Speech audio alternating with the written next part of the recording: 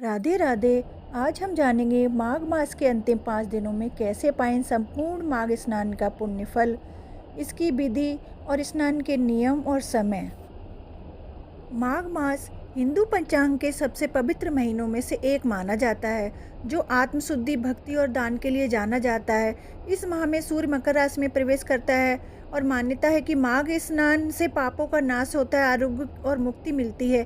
ये महीना भगवान विष्णु की पूजा के लिए उत्तम कहा गया है। माघ मास के अंतिम 5 दिन 28 जनवरी 2026 से 1 फरवरी 2026 तक है, जो कि इस बार 4 दिन के पड़ रहे हैं। इन दिनों में गंगा स्नान, दान और पूजा करने से संपूर्ण माघ स्नान का फल मिलता है। स्नान विधि इस प्रकार है। प्रतिदिन सुबह ब्रह्म मुहूर्त में पवित्र नदी में या फिर घर पर ही स्नान करें। अगर नदी में स्नान करना संभव ना हो तो घर पर नहाने के पानी में गंगा जल मिलाकर स्नान करें। स्नान के दौरान भगवान विष्णु और माँ गंगा का ध्यान करें। स्नान ब्रह्म मुहूर्त में ही करें, जिसका समय लगभग सुबह 5 बजे से लेकर 6 बजे तक होता है। स्नान के बाद भगवान विष्णु और माता लक्ष्मी की पूजा करें, पितरों का श्राद्ध करें और गरीबों को दान दें।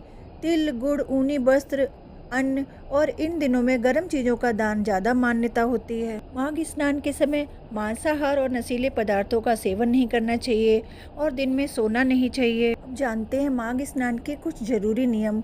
माघ स्नान में स्नान ब्रह्म मुहूर्त में ही करना अति श्रेष्ठ और शुभकर होता है। इस माह में हमें गर्म पानी का उपयोग बंद करके ठंडे जल का प्रयोग करना चाहिए। अगर कोई बीमार सदस्य है तो आप गर्म पानी से भी नहा सकते हैं। गंगा जी में स्नान करना सर्वश्रेष्ठ है, लेकिन ना कर पाए तो घर में ही गंगा जल मिलाकर और काले तिल डालकर स्नान करें। स्नान करते समय मौन रहना चाहिए। मानसिक रूप से वासुदेव, हरि, कृष्ण तथा माधव नाम का स्मरण करते रहना चाहिए। स्नान के जल में गंगा जल और तिल डालकर ही स्नान करें, जिससे लक्ष्मी की वृद्धि होती है। स्नान के बाद दान और पूजा का उतना महत्व है जितना शरीर में आत्मा का और परमात्मा के प्रति आकर्षण। स्नान करने से पूर्व मन में धर्म, सदाचार और सत्य का पालन करने का संकल्प लें। नदी तक ना जा सके तो घर पर ही स्नान करें।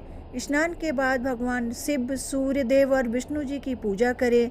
पूजा के बाद तिल, गुड़, आटा और धार्मिक पुस्तकें और आदि चीज़ों का दान करें। नियमों का विधि पूर्वक पालन करके आप माघ के अंतिम 5 दिनों में संपूर्ण माघ स्नान का फल पा सकते हैं। अगर ये जानकारी आपको अच्छी लगी हो तो मेरे वीडियो को लाइक करें, शेयर करें, सब्सक्राइब करें। राधे राधे।